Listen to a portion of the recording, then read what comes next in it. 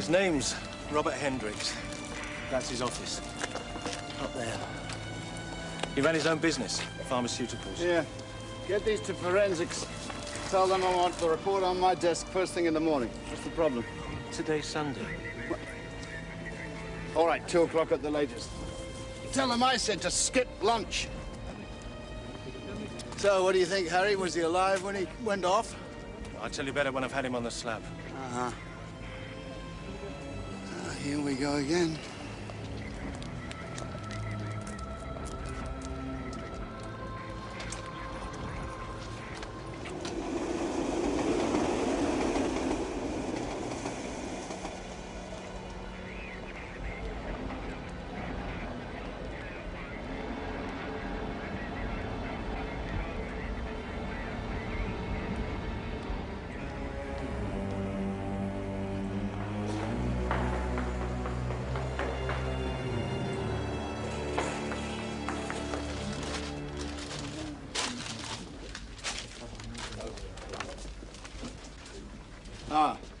It's good of you to come here, Miss Van Rokel, and to get here so quickly. Thank you.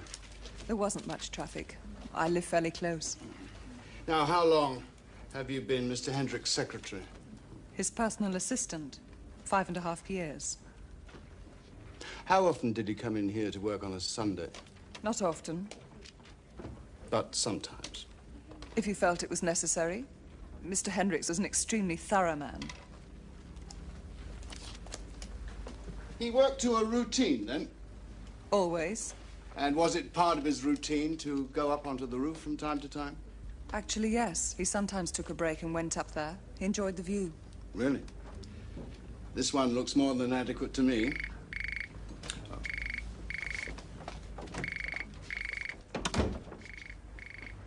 Can you think of a reason why Mr. Hendricks should want to kill himself? He didn't. That sounds very positive. Then let me tell you, Commissaris, that if Mr. Hendricks had wanted to commit suicide, he would have left some sort of explanation. A note, a letter. Perhaps he did. Did you find one? Not yet. You won't.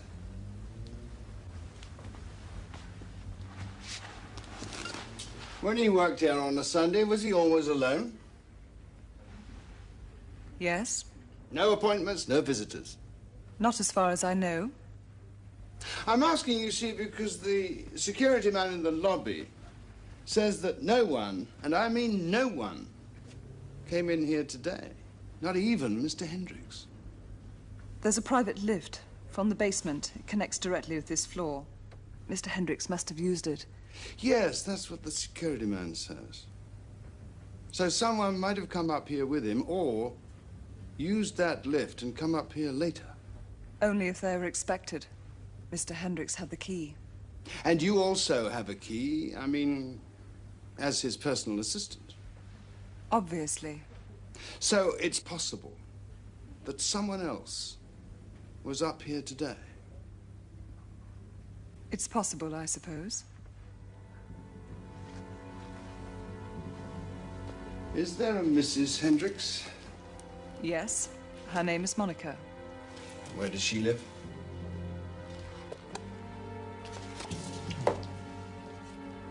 It's the other side of Mardeberg.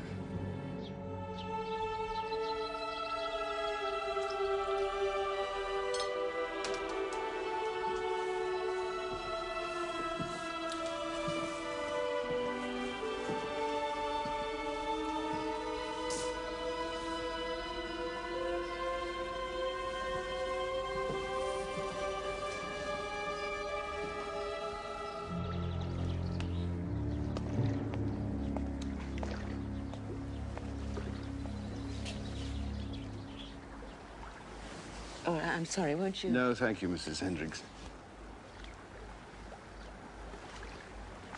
I'm very sorry. Yes. I expect you have some questions. If you feel up to them. I'm afraid I'm the kind that has to write everything down. Yes, my husband was the same. What time did he leave this morning? At 10:20. And were you surprised? Surprised? That is going to the office on a Sunday? No, he often did. When it came to business, Robert was a very painstaking man. What kind of mood was he in? Well, I mean, was he excited in any way, or was he upset or depressed? No. Did he show any kind of emotion? Was there anything about him that you'd say was strange or unusual? My husband rarely showed emotion, Commissaris. It would have been unusual if he had. When he went out this morning, he was the same as always. Which was? Disciplined. Was he not, then, a particularly sociable man? No. Did he have many friends? Robert had business associates, Commissaris, and a number of what I believe you would call contacts, but no friends. What about enemies?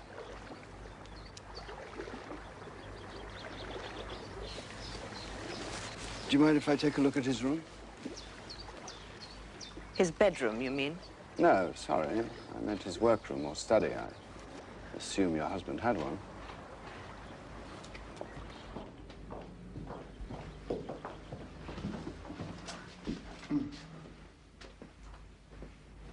Oh. Most impressive. Would you like me to go? No, thank you, Mrs. Hendricks. If I'm making you uncomfortable... Please, it'll help me if you stay, though I'd much prefer it if you sat down. May I?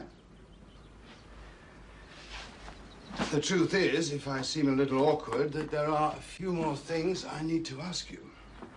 Personal things? Yes.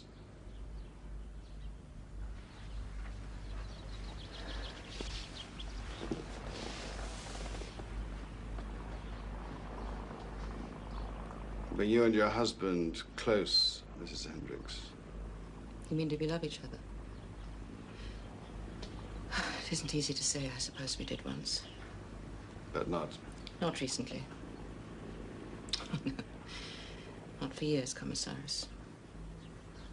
That's all right. I don't mind talking about it.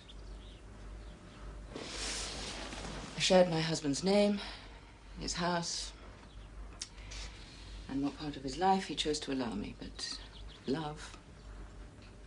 No, not for years. Was there a reason? He was from the north, one of those little villages out in the country. They're an independent people up there.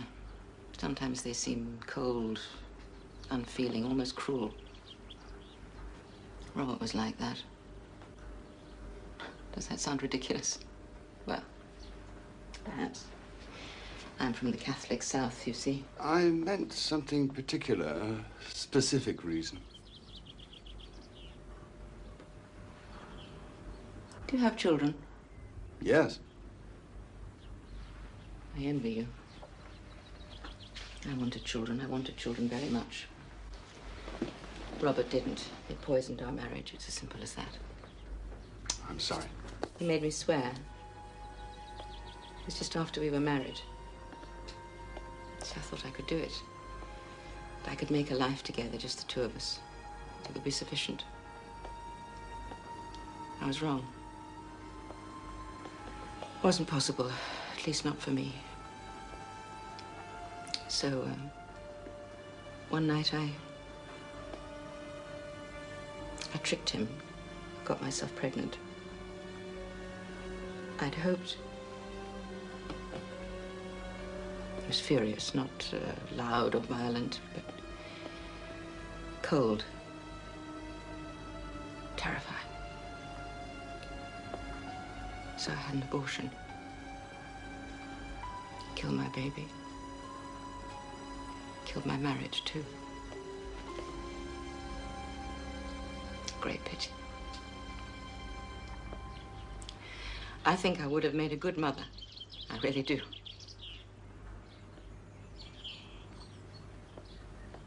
Does that answer your question, Commissaris? Is that reason specific enough for you?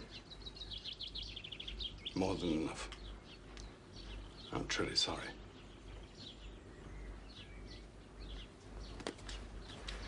Did your husband own an umbrella? An umbrella? Yeah. I think so. Is it here in the house? I suppose so. Do you want to see it? If you wouldn't mind.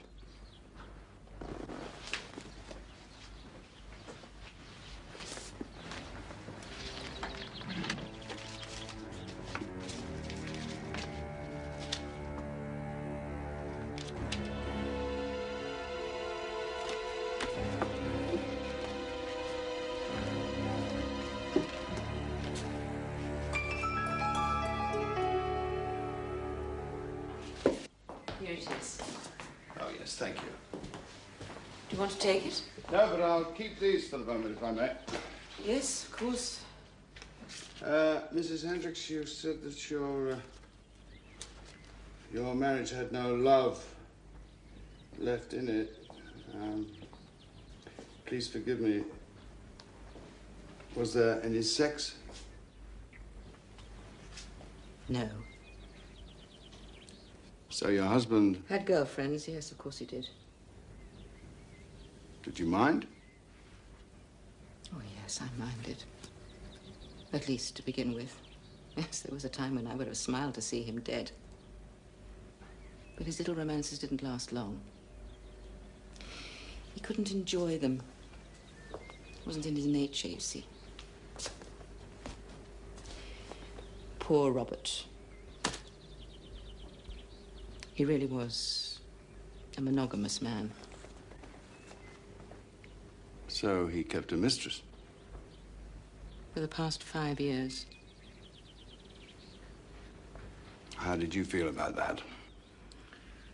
Oh, worse. It's far worse than the empty-headed girlfriends. It means you have a permanent rival. That's difficult for a wife. Do you have any idea who she is?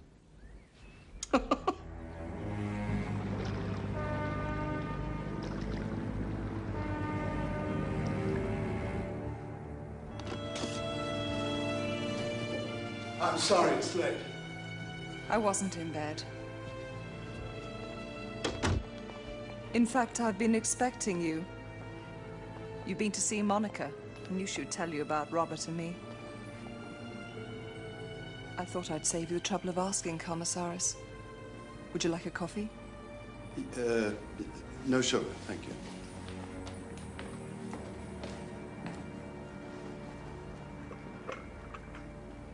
We became lovers 5 years ago. 6 months after I started to work for him. We spent evenings together. Never whole nights. Not even on business trips. And yes, there were occasional Sundays. But never in the office. Always here. Thank you. We kept it separate. A completely different side of our relationship. It wasn't love. More like an arrangement. There were needs, and we satisfied them. Sounds a bit clinical.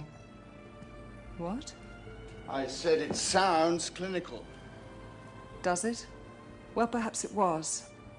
But it had one great virtue, Commissaris. And what was that? It worked. We made no demands, so there were no disappointments. No lovers' quarrels or hysterical scenes. What I'm saying is, there was no reason. I had nothing to do with Robert's murder. You think it was murder? Don't you? Good coffee. Thank you.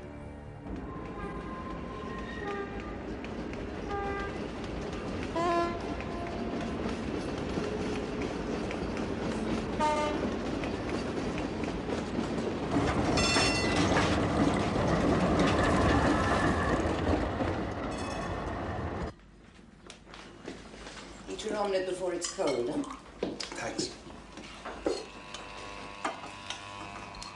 Morning. Morning. Not in my kitchen. What? Turn it off. You always used to shave in the kitchen. Not anymore. Better do what your mother said. Do you want an omelette? I haven't got time. You were back late last night, weren't you? Something interesting. Ah. Yeah, I've got to go.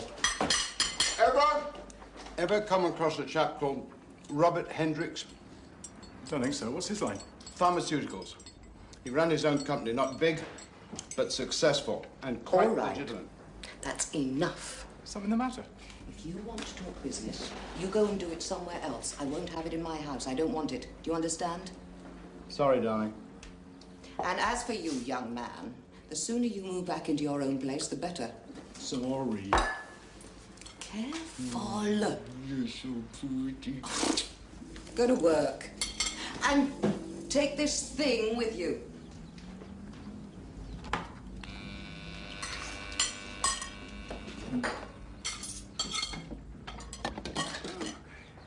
I'm busy. No, you're not.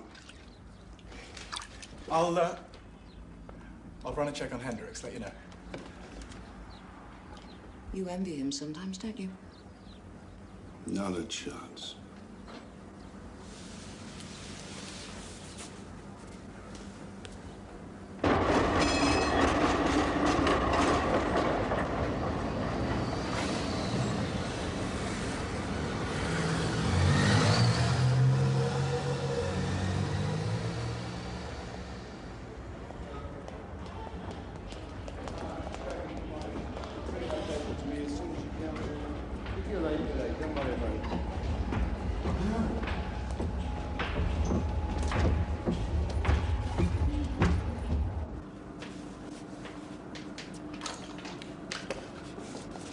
Good morning, Pete.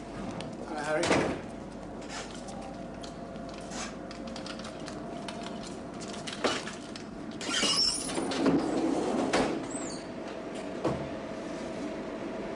Got anything for me? Come and see. Well, the fall killed him, all right. There's not much doubt about that.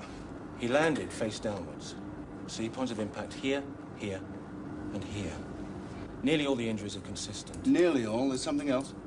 A depressed cranial fracture, pretty massive, to the back of the skull. Done before he went over? Could be. I'll write it up for you. Thanks, Harry. I'm grateful. Good morning, Commissaris. Morning, Janice. What's new? The weekend report's on your desk. Oh, and the chief wants a word. When? As soon as you get in. The traffic's terrible this morning. I probably won't be here for at least another hour.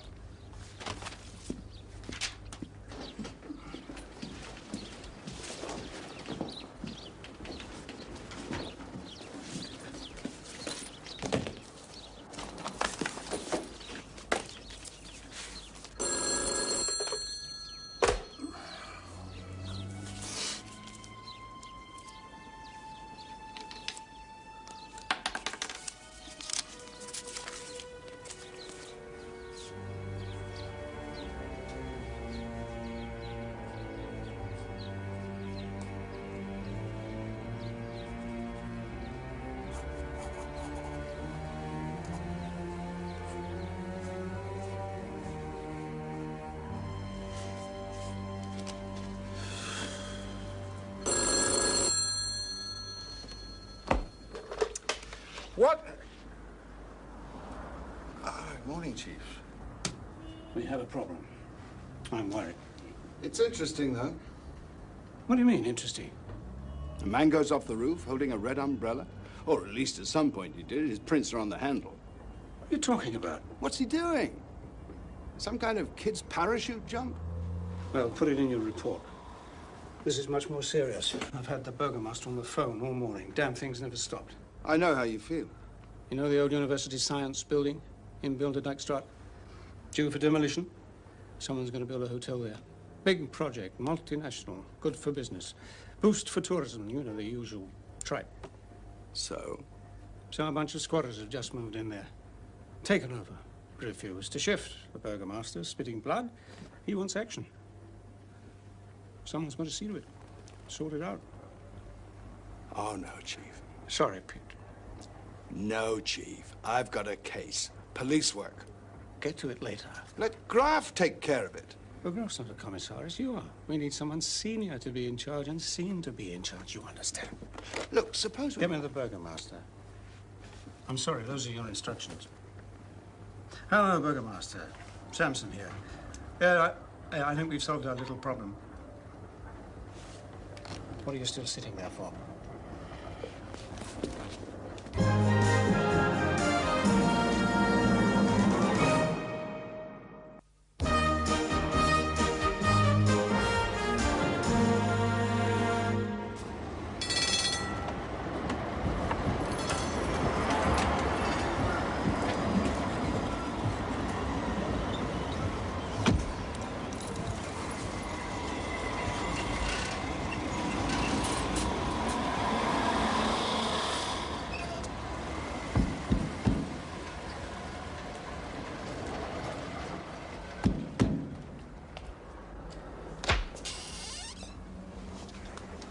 What do you want? Just a talk.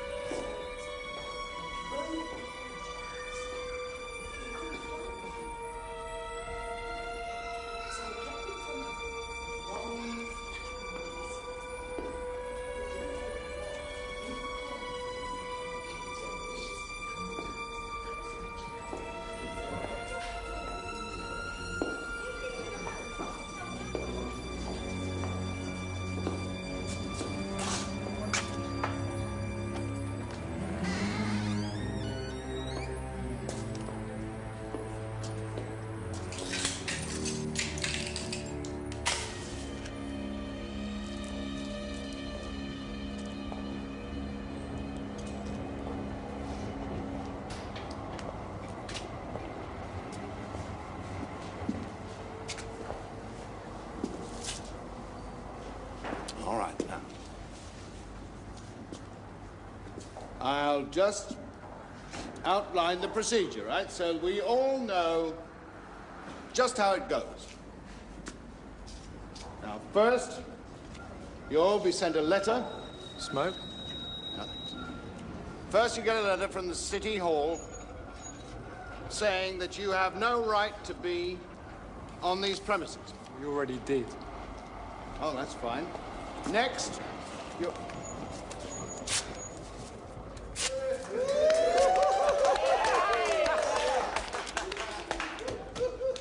Next, the public prosecutor will give notice.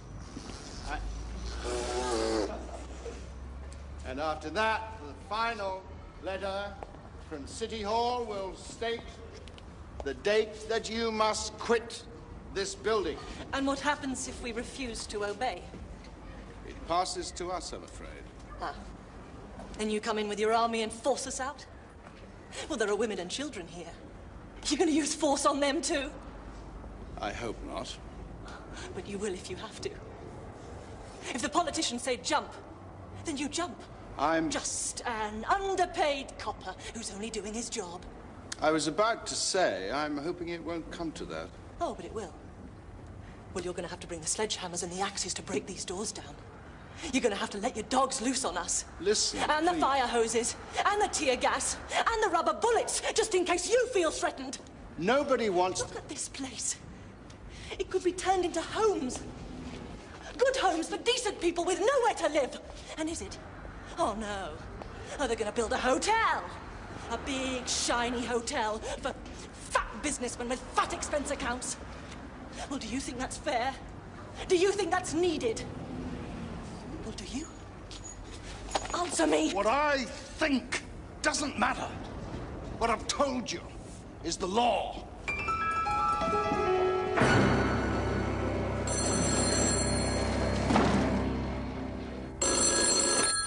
Valk. Oh, yes, I've been there, Chief, and I just got back. You can tell the burgomaster, tell him from me, please, that I am right on top of his problem.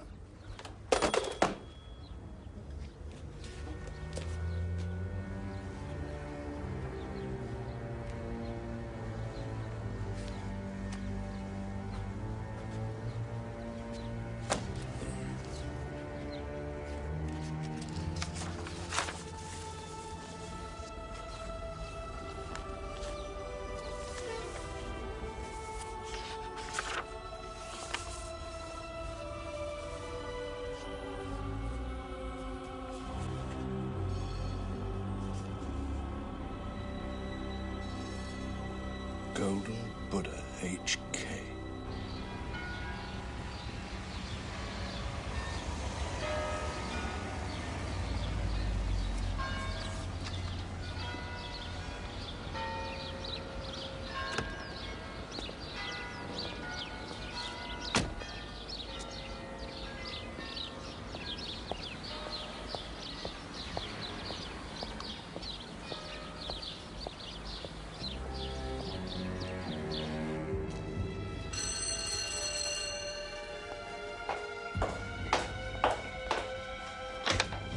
Good evening, sir.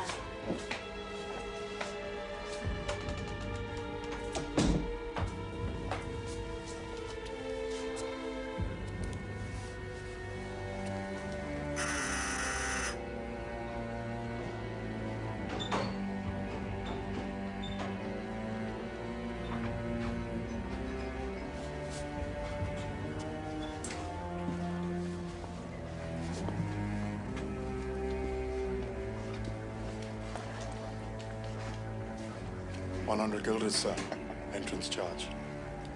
Where's Harriet? Miss Kuiper's not available at the moment.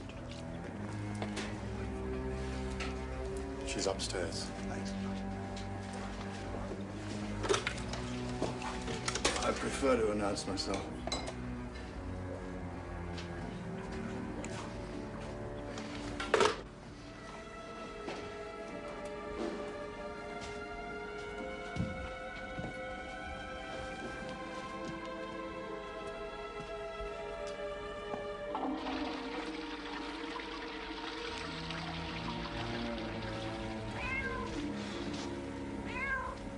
Hello, Harriet. Hello, Vandervalk. How are you? Oh, I'm well enough. Is this a professional visit? Sort of. Then get on with it. I've work to do. Are they keeping you busy? Not as busy as I'd like.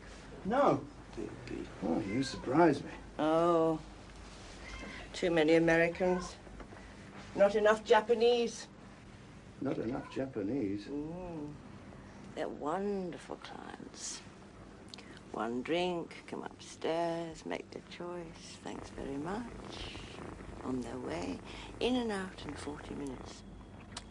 Perfect gentlemen they are. And the Americans? Oh, waste of time. We had one last week. 76, so he said.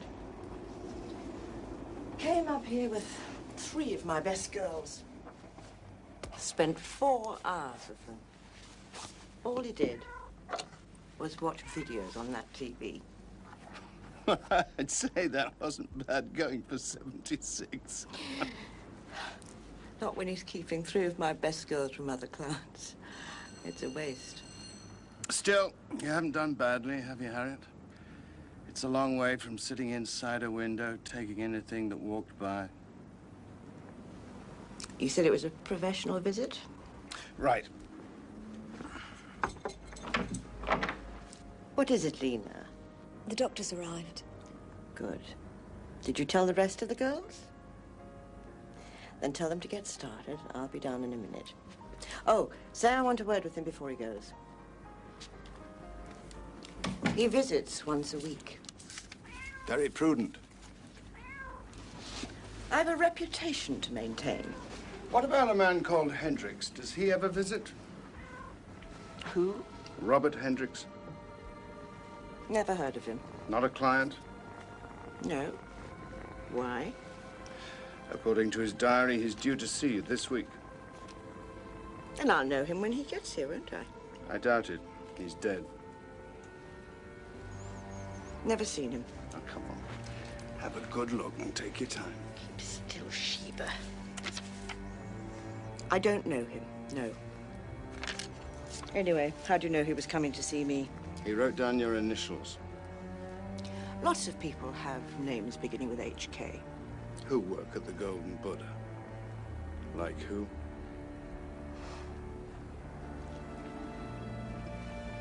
Fair enough, if you're certain. Come and see me when you're off duty, Van der Valk. On a policeman's pay? Be still. Oh, oh, Sheba, I'm sorry. Oh. Was Mummy naughty? Was Mummy cruel? Mummy, make it up to you. Mummy, promise. It's awful. Ruth! Ruth! Darling. Hello. How lovely to see you. So, where's Esther?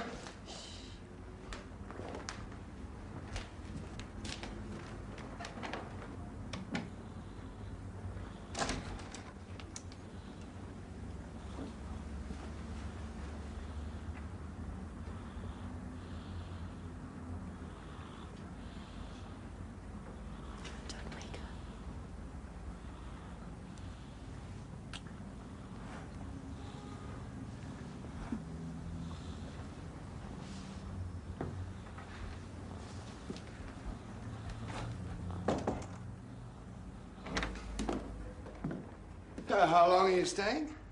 Not sure, we were just talking about it. She hasn't had a row with Marcus, has she? No, of course not. Had to go to some really boring conference to do with teeth. So we thought we'd come and visit you. Wonderful! You sure there's enough room? I didn't know Vim was here. Oh, yes, only until he gets his place finished. He's having it decorated. You should see it. I don't know how he's going to pay for it. Oh, we'll find a way. Arlette doesn't approve. You stay as long as you like. We're a family again. Look at this.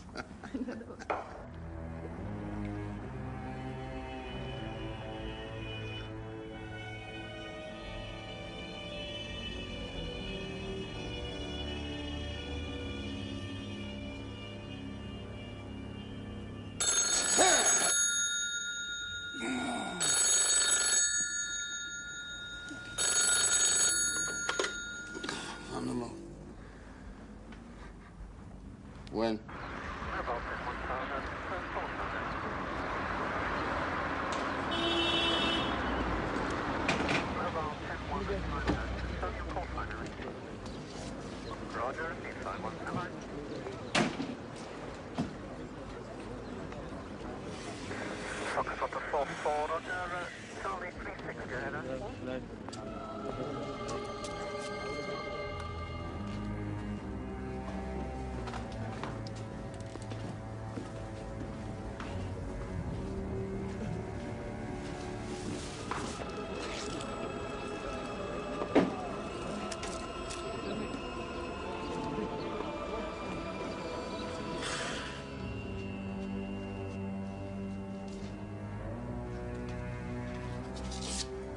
What time did it happen? About 5:30. Do you want to look?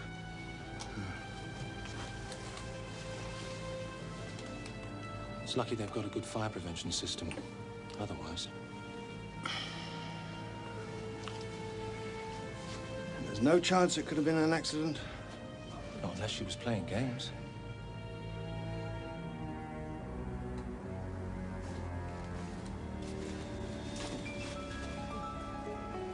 Two deaths, both murders. And they're linked by the entry in Hendrick's diary. Harriet Kuiper said she didn't know it. Oh, she's lying, I'm certain of that. And two bizarre features. The red umbrella and all those spent matches. What's the report on the umbrella? Oh, it's bought at a department store. They sell hundreds. There's no chance of a trace. It just doesn't add up. I see. That's why you've been so cheerful lately. Ha ha. All right, stay with it, but don't let the other thing go. What other thing? Our friend, the burgomaster. Now, if Christ be preached that he rose from the dead, how say some among you that there is no resurrection of the dead? But if there be no resurrection of the dead, then is Christ not risen. And if Christ be not risen, then is our preaching vain, and your faith is also vain. Yea, and we are found false witnesses of God, because we have testified of God that he raised up Christ, whom he raised not up, if so be that the dead rise not.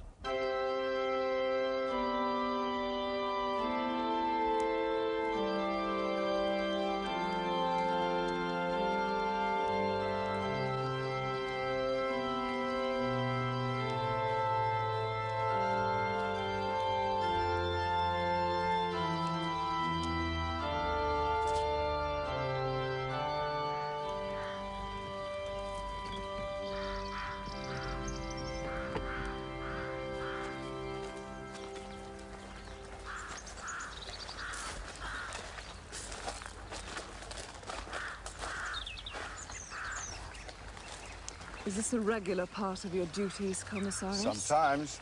Don't you find it depressing? Oh, yes.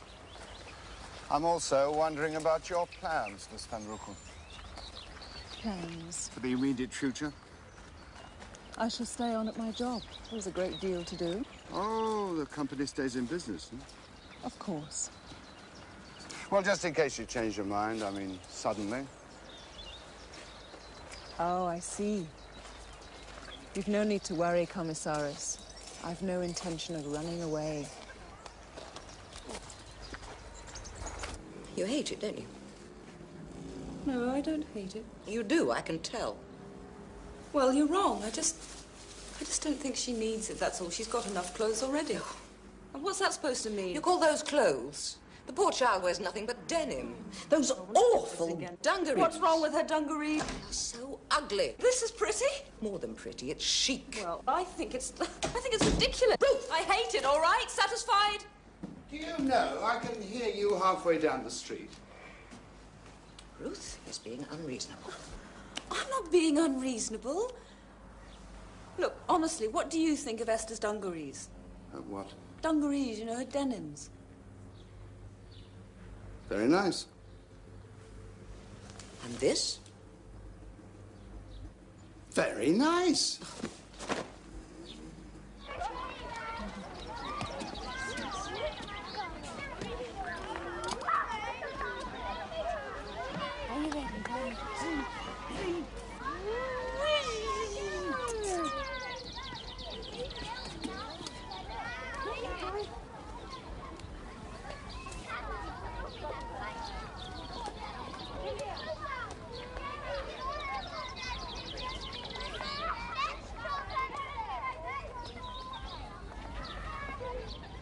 You know what's really wonderful about children?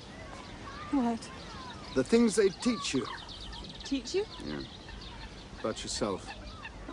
I thought it was supposed to be the other way around. Yeah, I know. That's what's so amazing. That's the paradox. Oh, you're teasing me. No, I mean it. It's something every parent learns. I don't think I have. Well, think about it. A day comes along and suddenly you're a parent. What do?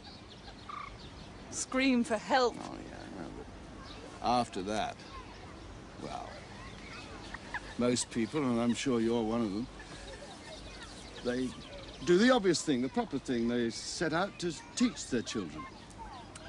Soberly and diligently to mold and foster them, right? Until another day comes along. And it dawns on them that it's the child who's actually doing the teaching. Showing them things about themselves that they never dreamed of. Such as? Oh, the capacity for love, courage, generosity. What about cowardice, selfishness, anger? Yeah, those two. Was it like that with me? Yeah, of course. Even though I was adopted? Yeah. Arlette and I were talking about it only the other day. You're so cunning. Hmm? I'll apologize. I'll make it up with her as soon as we get back. Oh, good. All the same, I mean it. Children are so often the real teachers. If God exists, it's one of the best jokes he's ever made.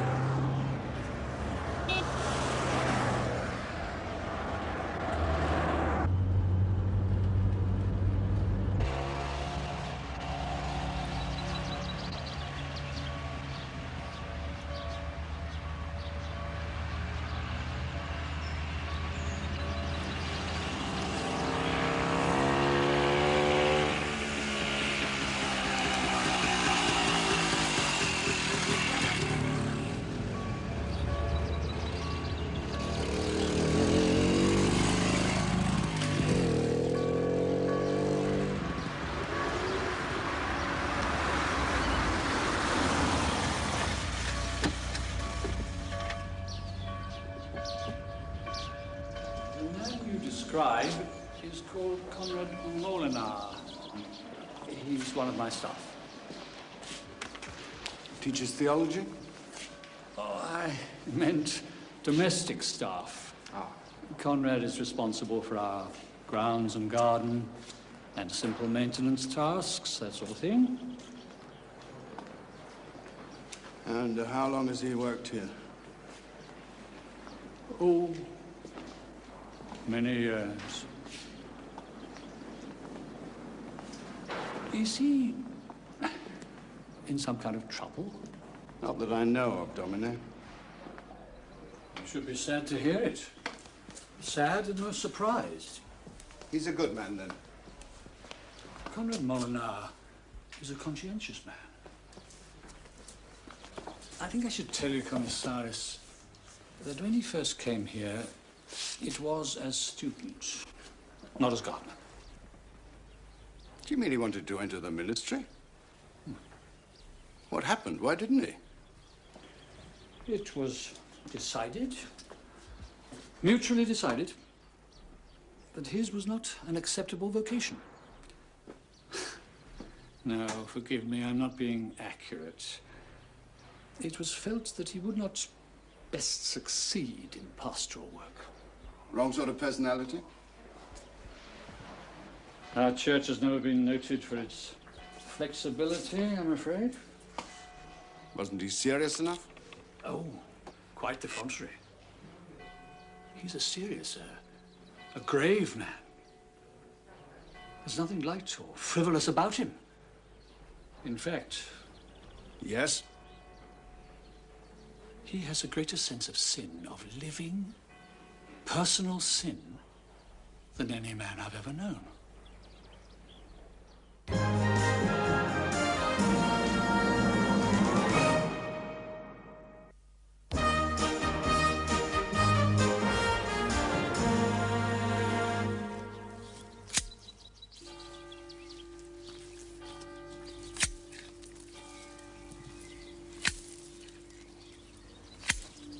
Comrade Molina. Yes? Von der Valk, Commissaris. Yes? You were at Harriet Cowper's funeral today. Yes? Yesterday, you were at Robert Hendrick's funeral. Yes?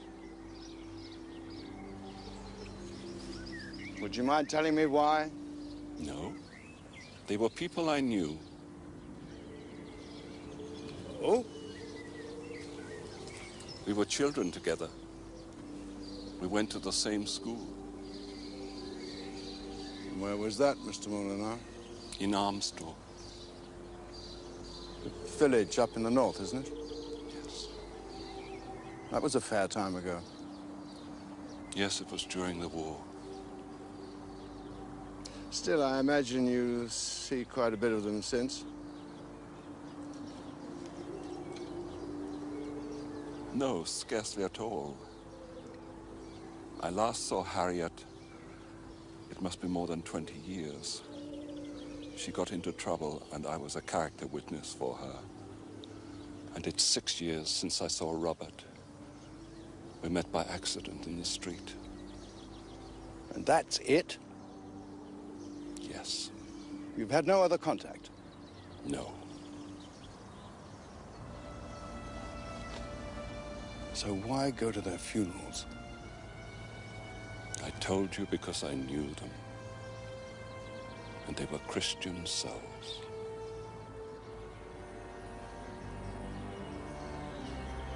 Their deaths were sudden. Yes. And unpleasant. Yes. Were you surprised? I prayed for them. But were you surprised? Death comes to all of us. We must never be surprised. All we can do is be ready. Don't you agree?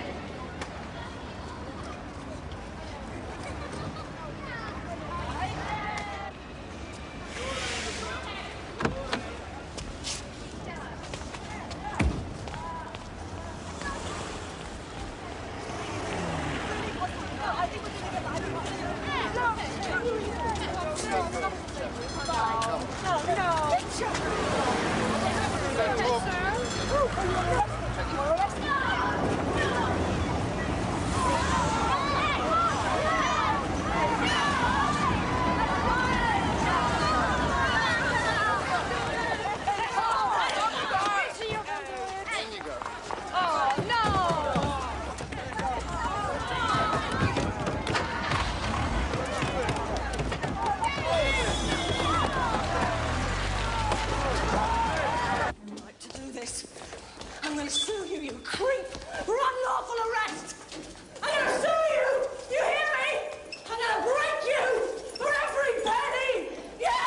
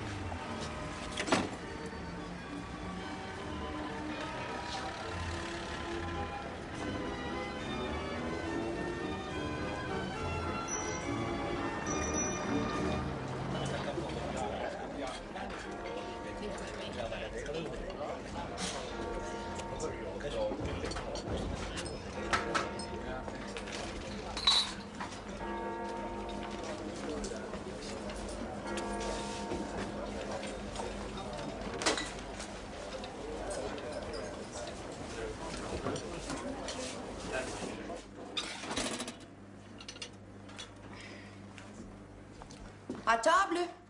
Dinner time. Come on. Yum, yum. Pete. Chérie. I'll see you from here.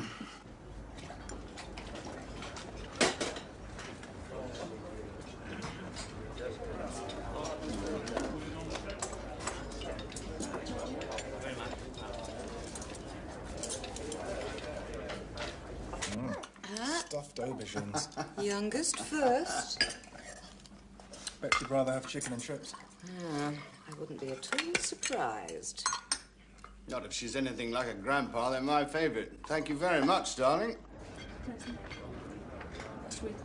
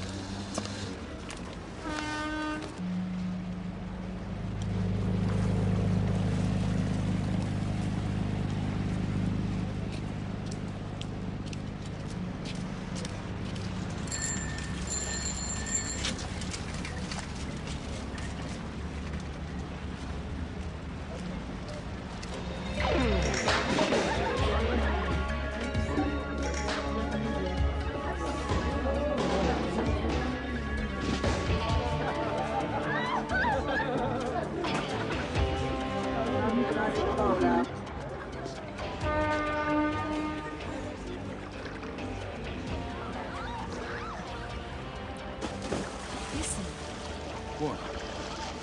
No, there's nothing. Look. Look. Call an ambulance, quick. You're crazy! Watch her! I'll get an ambulance!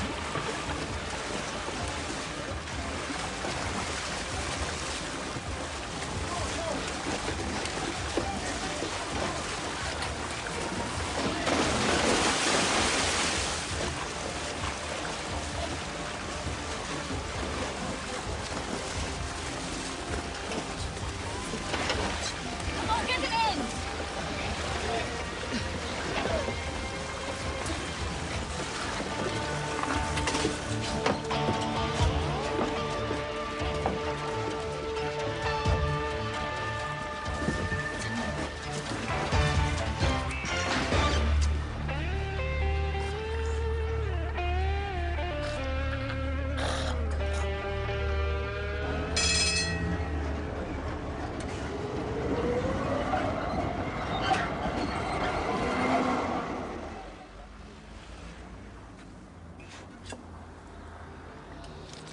This thing in last night's report, a man called Roche shoved into the canal. No sign of the assailant. Get on to the hospital, will you? Find out his details, where he lives, where he's from. Any reason?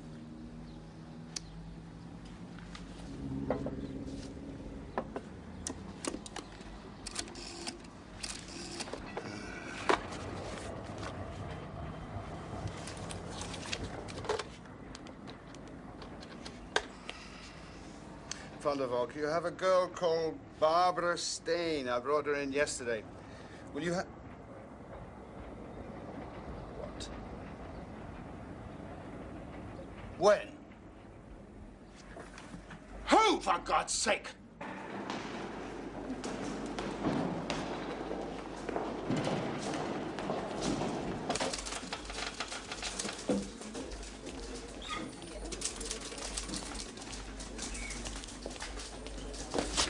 Released this morning, my arrest by one of your officers. Why? I imagine you'll have to ask the officer concerned. Which one is it? I'll have his guts. It appears the order was signed by Inspector van der Valk. Where is he? On assignment. Where? Take your pick. I'll see him as soon as he gets back. No.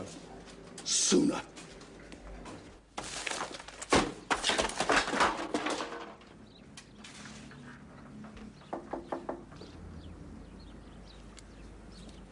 I've spoken to the hospital about Mr. Rose, who was nearly drowned yesterday. He owns a bookshop just off Spouwstraat. Lives alone, bachelor, 56 years old. And where does he come from originally? Somewhere in the north, a village called Arnsdorp.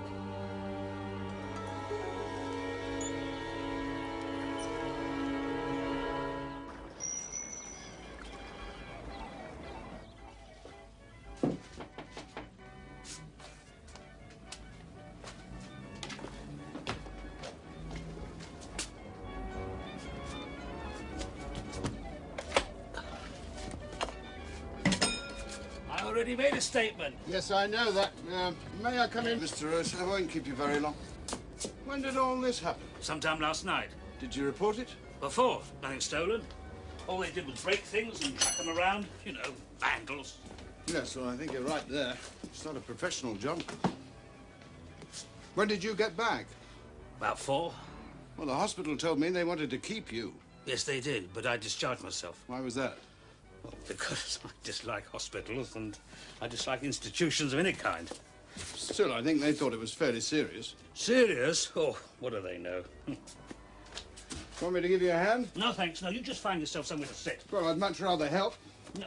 Well, all right then, but will you be careful of the books and don't touch these shelves? I understand that when you were attacked, you saw nothing. I saw nothing, I heard nothing. If it hadn't been for that brave girl... That's a pity. I was hoping... No, I've got absolutely nothing I can tell you. Oh, look at this. Look. Oh. There's something else I wanted to ask you about. You come from Arnsdorp, I believe. That's right. Yes, I was born and brought up there. Did you know Robert Hendricks, Harriet Kuiper? Yeah, sure, yeah. We were school kids together. Mm-hmm. Did you know they're both dead? When? Very recently. In fact, they died within a couple of days of each other. It was in the papers. I don't read the newspapers. Well, why should I? There are better things to read. All the same, oh, sorry to hear about Robert and Harriet. It's a shock. Can you tell me about them? I mean, what they were like as children? What they were like? Oh, well, Harriet was friendly. Always friendly. Up with the boys, that is. But only if she wanted something. You know, there was never any real warmth. I didn't like her. No, I'm sorry to have to say that, but I didn't. I had heard that she'd become a whore. Yes, well, I'm not surprised. What about Robert Hendricks? Clever. Always clever. Cold but clever, Robert was. You know, top of the class, no problem. bound to be a success. And he was. I mean, so they tell me. Oh, yeah. He used to help me with my homework sometimes. You know, to fool the teacher. This is a joke.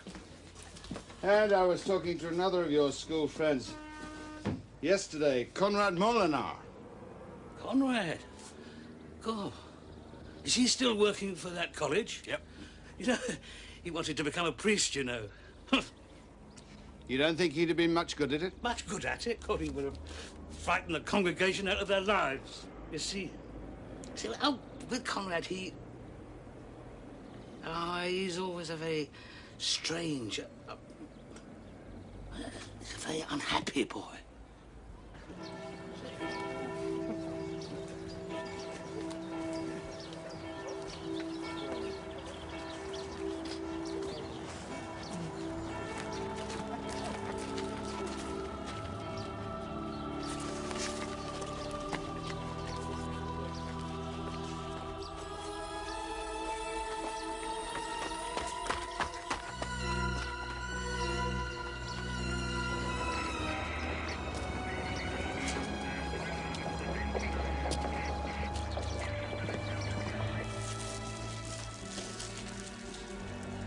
We ought not to have moved him. It was wrong, I know.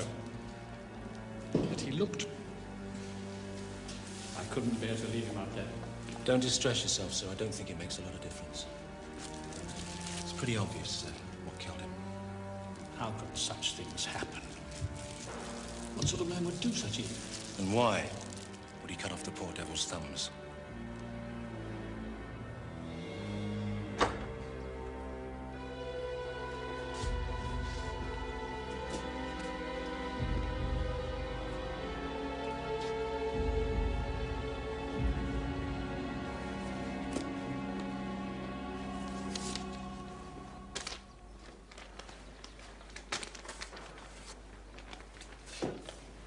Foolishness is bound in the heart of a child, but the rod of correction shall drive it far from him. Proverbs 22, verse 15. Withhold not correction from a child, for if thou beatest him with a rod, he shall not die. Thou shalt beat him with a rod and shalt deliver his soul from hell. Proverbs 23, 13, 14.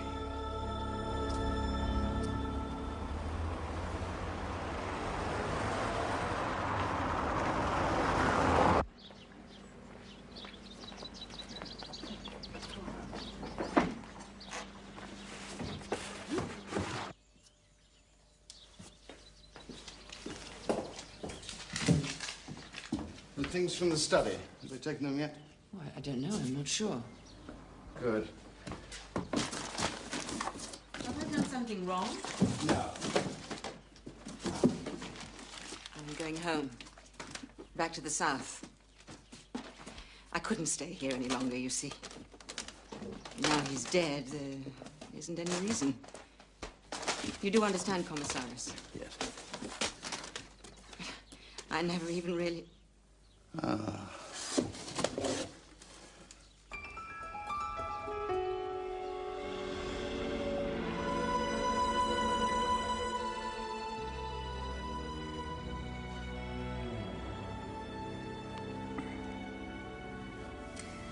Isn't time to talk yet?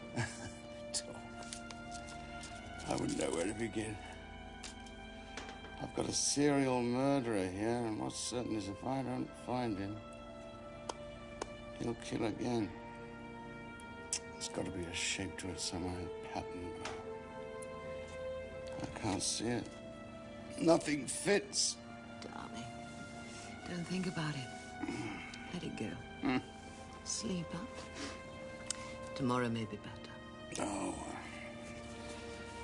I've got to go up north tomorrow. Little village called Arnsdorf.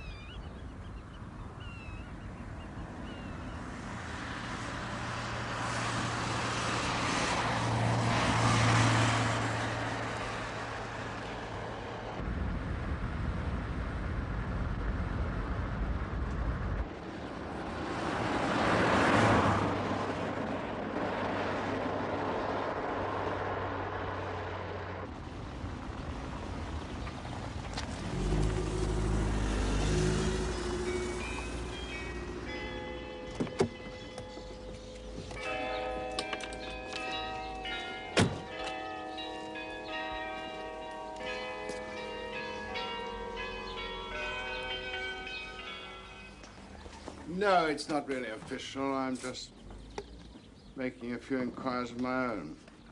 What sort of inquiries, sir? Oh, general, you know, background stuff. I see. Yes, so I'd be grateful for any assistance you can give me.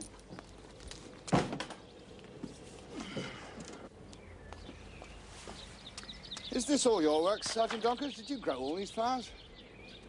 Well, they are beautiful. Thank you. Oh, yes. My wife's something of a gardener, but, I mean, she's just an amateur, of course. Tries hard, but she'd never produce a display like this. One of the penalties of city living, I suppose. What do you want to know, sir? Well, who's the right person to talk to around here about the school? Not the present one, the old one.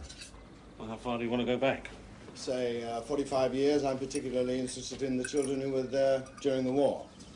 That'd be Mr. Van Dyne's time. He was schoolmaster then. Van Dyne?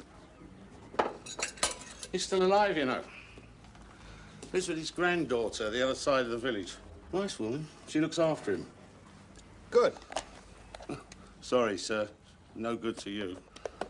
I say he's still alive, but, well, nowadays he's a bit gaga. In fact, he's just about senile, to tell you the truth.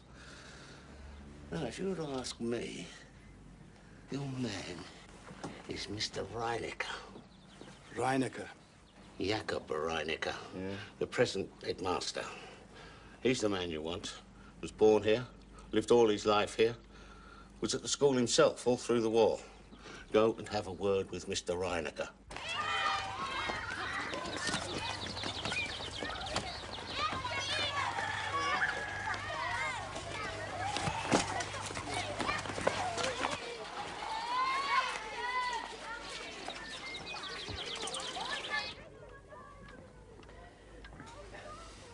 But the children will be coming in soon. Lunchtime's nearly over.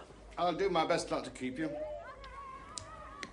You're from the Amsterdam police, you said? That's right, sir. Commissaris with the municipal force. The period I'm interested in is during the war, or perhaps just after. I understand you were at the school yourself during that time. Who told you that? Sergeant Donkers. Yes, it's true. Then perhaps you'd be good enough to take a look at that, Mr. Reinecker. Where did you get this? Do you recognize it?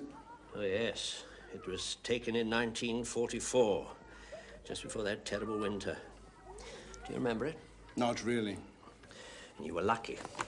It was truly dreadful. Up here, we nearly starved. Who are they? Could you tell me? I need to know.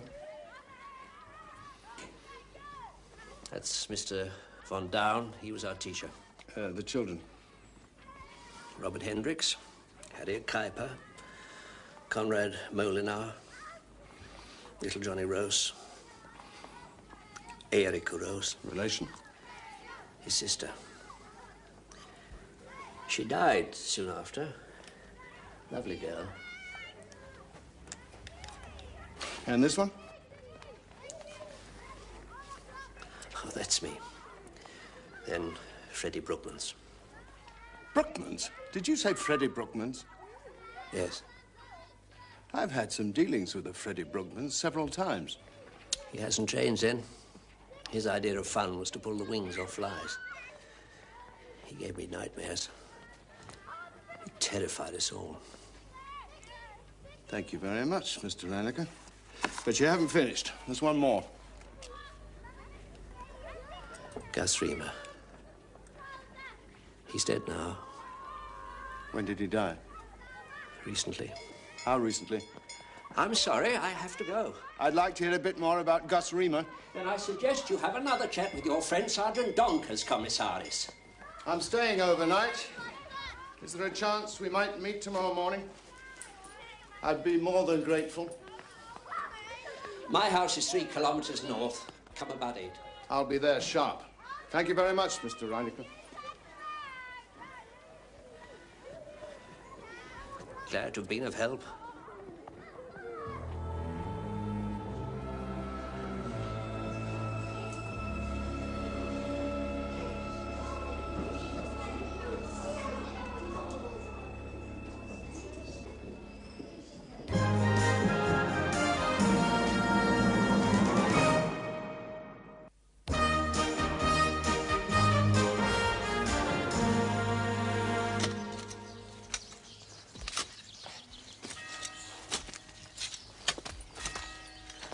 right.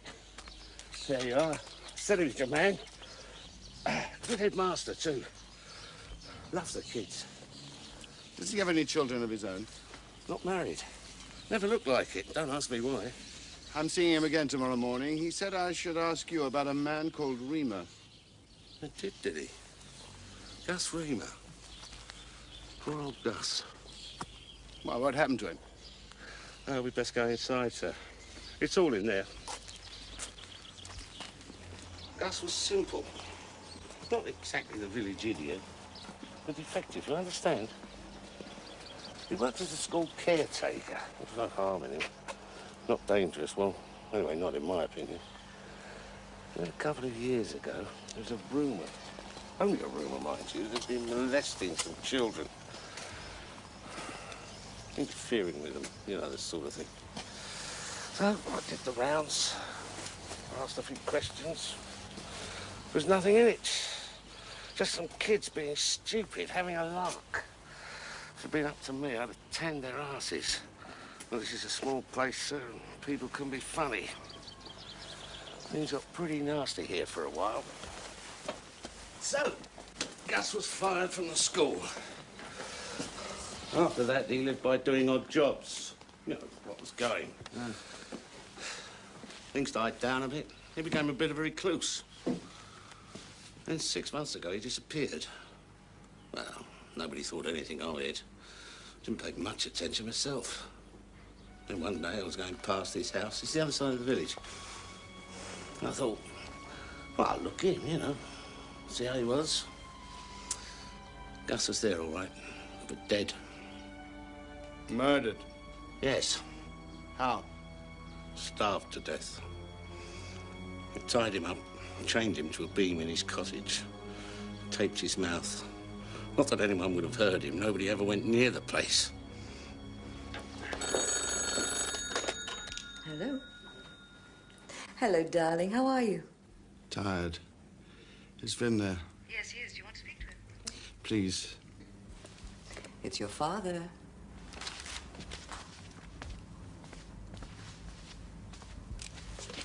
Hello. What's the word on Freddie Brugmans? Is he still inside? Brugmans? No, he got out. About 6 months ago. 6 months, are you sure? Positive. He's one of the guys we've got a tag on. Close surveillance? No, not really. No, we keep an eye on him from time to time. Look, I'm back tomorrow morning. Have all you've got on Freddie Brugmans ready for me. Is that clear? Absolutely, no problem. Right. Kiss your mother goodnight for me, will you? Right, I will. Bye.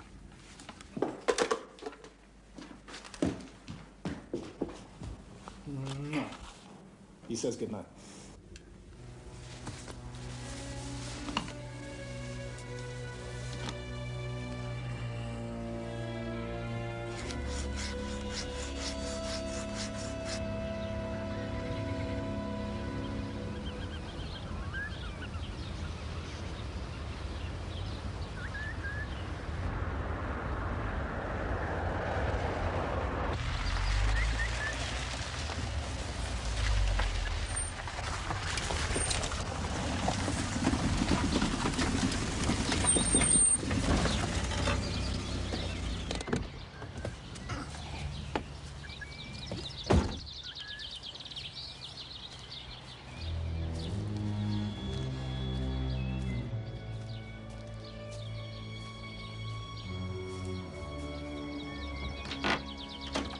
Mr. Reinecke.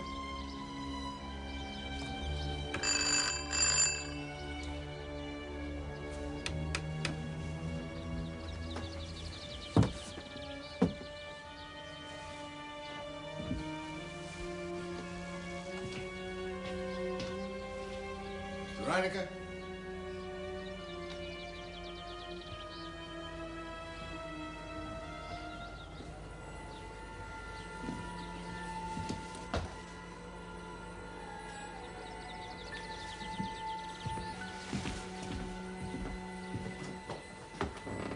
Mr. Reinecke.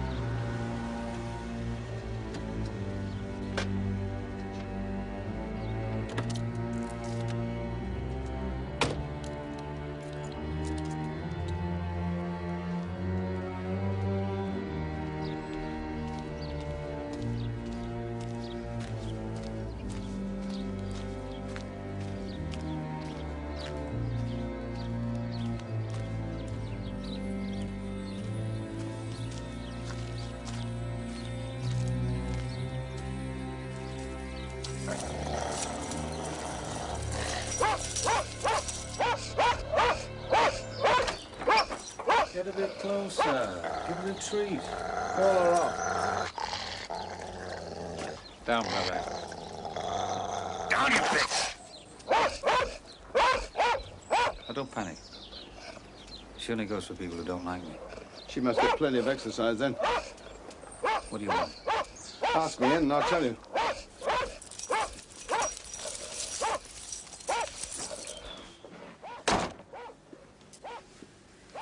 Make it quick, will you? I've got business. Expecting company? Going out. Have you been out much today then, have you, Freddie? Took a drive this morning. Did you go far? Say, outside the city? Take a drive into the country, maybe? No, I didn't. Why? Half a truckload of mud all over your car. This whole country's built on mud. True. I went out in the country today, just got back. Did a bit of sightseeing. Very interesting. I paid a visit to your old hometown. Hansdorf. Oh, what's it like these days? Much the same as when you were a kid, I imagine. Apart from the TV aerials. Oh, and the school. They built a new school. They pulled the old one down. Is that right? Some of your old schoolmates are still around, though. I had a chat with one of them yesterday. Which one? Jakob Reinecker. I remember him. Thin kid, glasses. Goody-goody, never liked him much. How is he? Not too well the last time I saw him. No? That was this morning. Yes? Yeah. Someone had pointed a 12-bore at him. His own gun. Stood back about 2 meters and pulled both the triggers, so... Jakob is dead. Like Gus Riemer 6 months ago. Like Robert Hendricks and Harriet Kuiper. Like Konrad Molinar. Like Johnny Roast, too, if some girl with water wings hadn't been passing by. So I'm looking for the connection. Do you see? Out. What's the problem? Out. I've only just got here. What's the rush? On your way. You want to talk to me? You get a warrant. Because without that, you won't get any answers. Do you understand me? Fair enough. Meantime, think about it, won't you? Out.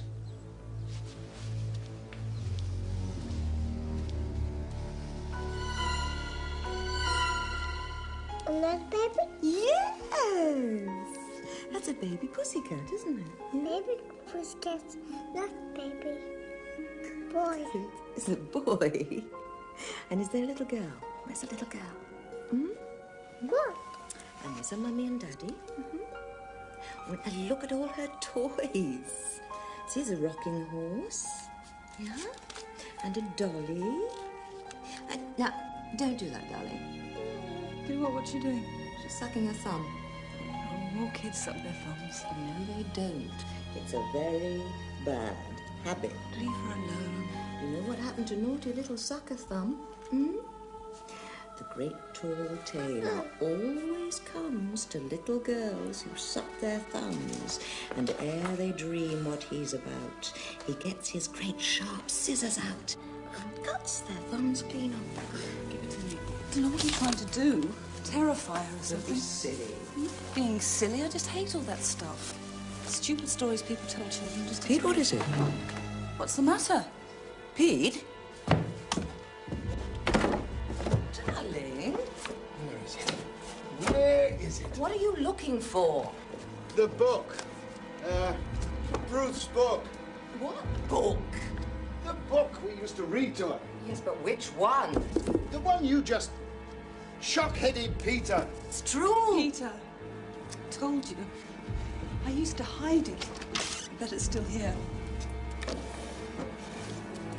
Ah. Oh, God, I hated him.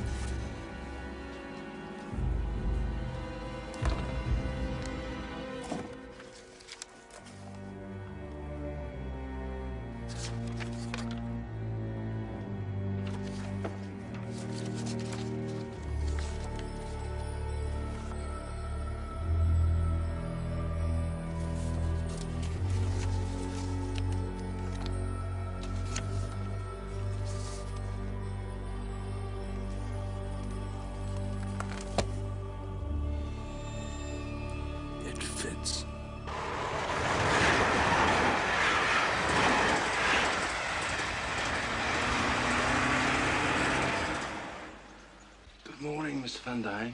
My name is Van der Valk.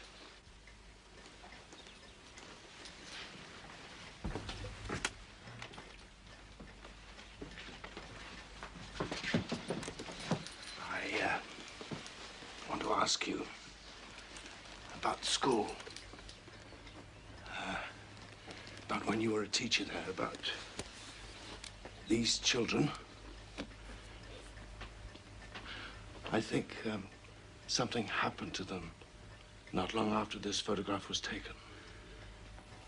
During the winter of 1944. That terrible winter, do you remember that? It was something bad, wasn't it? It was something dreadful that marked all their lives and perhaps yours as well. I need to know what happened, and you're the only one who can tell me. Now, please think, Mr. Van Dyne, think and then tell me what happened during that terrible winter in 1944.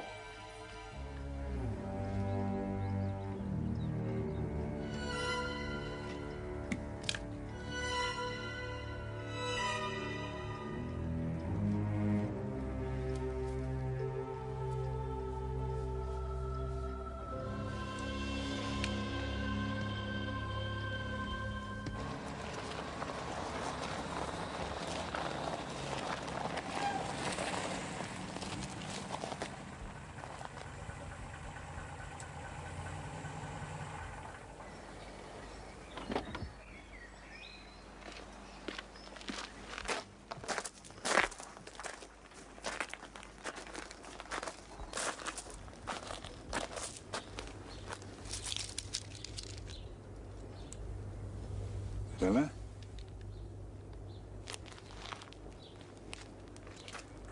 Bella!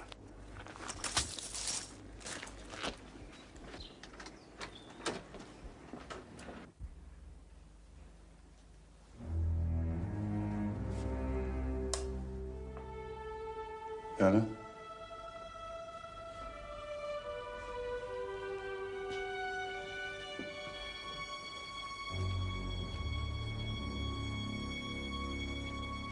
Bella?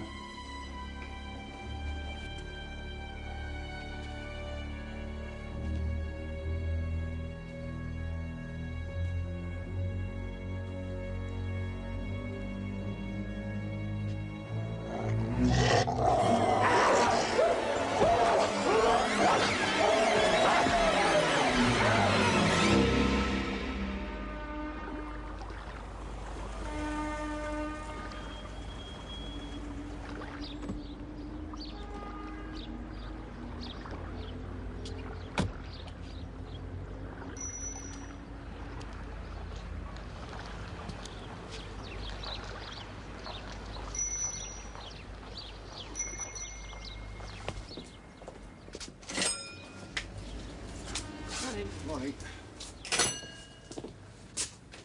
Oh, good morning, Commissaris. Can I help you? I hope so. I'm looking for a book. A particular book, or just something in general? No, a particular book by Heinrich Hoffmann. Heinrich Hoffmann? Dr. Heinrich Hoffmann. It's called Struwwelpeter. Peter. It's a children's book. Oh, I'm sorry, Commissaris. No, we don't keep children's books. Nowadays, they're quite a specialized line. Pity, I was afraid of that. I guess I know someone who So I could... brought a copy with me. Well, I'm sorry. We don't have it. But you're more than welcome Perhaps to look it's around. upstairs.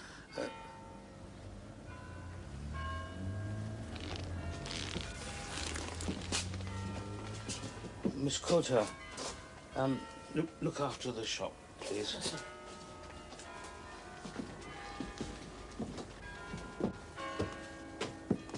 You look tired. Oh, yeah. Probably because I've been up most of the night. A man was attacked by a guard dog. His own guard dog, in fact. Tore him apart. My God. Wasn't pleasant. But then he wasn't a very pleasant man. All the same, oh, please. Yeah. So that's why I didn't get much sleep last night. And yesterday was pretty heavy. Had to go out of the city, drive up north. Did you go very far? As far as Arnsdorf. I talked with old Mr. Van Dyne. I imagine you've got one of these. I expect it's up here somewhere. Along with your copy of Stroll, Peter. We could find them if we really tried hard enough. Yes.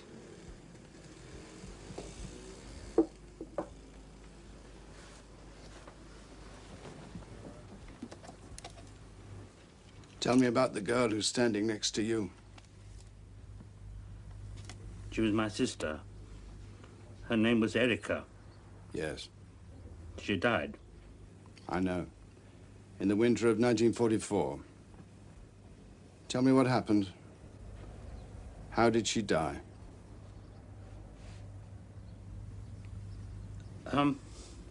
Well, after the failure at Arnhem, the war seemed to come to a stop.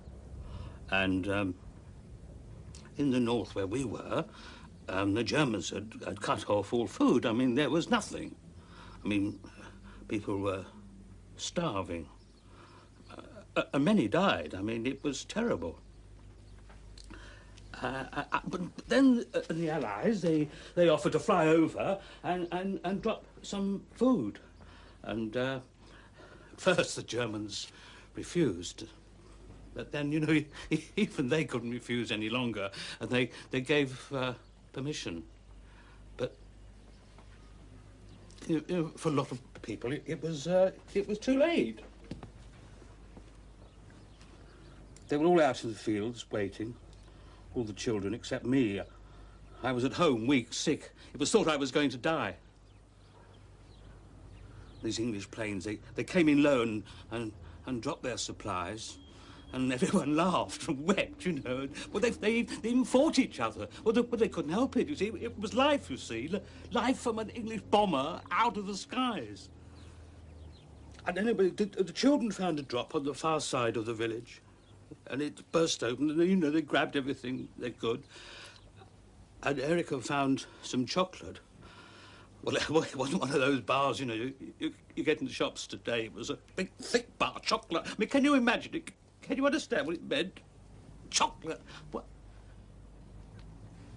Erica hid it under her sweater. It was for me, you see, a little brother, and she wanted to save my life. She was an angel, you know. I mean, everyone said so. But the others saw and they tried to get it from her. They went crazy and Erica ran. They ran after her, just, you know, like savages. She was terrified. And there was this railway line. The Germans built it to move munitions. Erica ran onto it, and there was a train coming. And Freddie Brugman said that he would kill anyone who talked. And Gus Reamer backed him up, and he was a big boy, Gus. You know, a big, powerful boy. And Freddie, well, they just agreed. They agreed to say it was an accident. And if they all stuck together, no one would ever know. And that was the story. I mean, you know, that's what everyone believed. When did you find out the truth? About a year ago. Conrad Molinar came into the shop. It was quite by chance. I mean, he didn't even recognize me, but I knew him, though. And he seemed startled. He was upset. And a week later, he came back. He said he had something to tell me.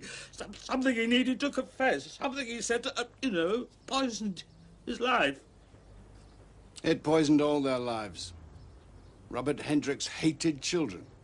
Jakob Reinecker loved them, but never dared to marry. Harriet Kuiper thought love was something you paid for. Freddie Brugmans became a vicious gangster. And Gus Reamer? Poor old Gus. Me? Oh, you decided to punish them, Johnny. To punish them like naughty children. In the classic naughty children's way. Flying Robert with his red umbrella. Harriet and the matches. Johnny head in air that fell into the water. You fixed that. Then you smashed up the shop in case I got too close. Yes. Yeah. Conrad sucker thumb, snip, snap, snip, the scissors go. The man that went out shooting and was blasted by the hair. Augustus, the chubby lad that starved to death. And cruel Frederick, bitten by his own dog. Come on, Johnny. Time to go. Commissaris, I'd like, can you give me 5 minutes? I'll be downstairs.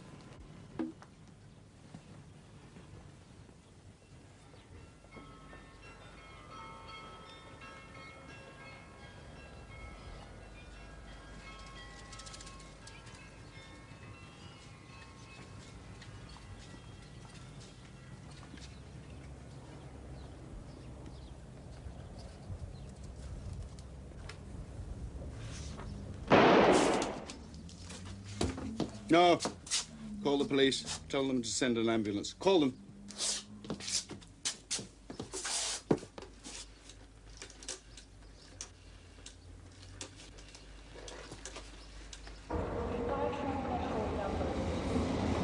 Bye, darlings.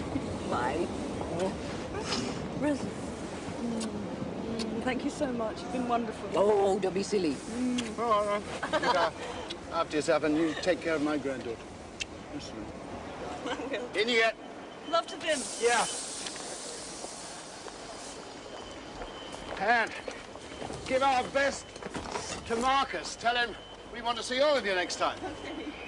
Oh! There you go.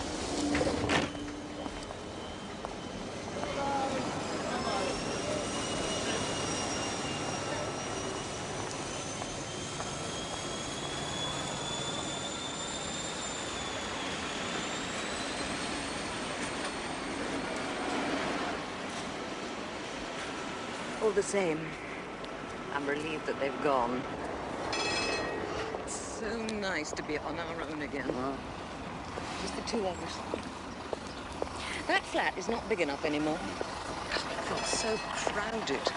As though we were squatters. Squatters? Vim! Did we miss them? Damn. Oh, well. Sorry, this is Barbara. Hello, Mrs. van der Valk. You've already met my father.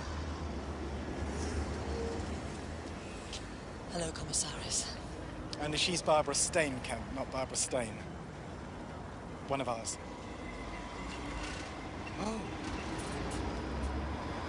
Well, your mother and I are going home for a quiet afternoon. Then I shall be taking her out for a splendid dinner, which I really can't afford. After that, we shall go to the cinema or perhaps the theatre. Meantime, I shall pretend that I've not seen you. However, tomorrow morning you'll present yourself first thing in my office. Both of you, in uniform and on time. Sir? And I shall have some pretty pointed questions to ask, to which I shall expect direct answers, detailed answers. Is that clear? Sir?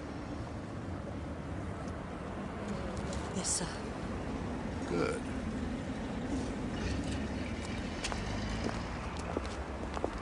Does he mean it? Mean it? You don't know my old man. He'll skin us alive.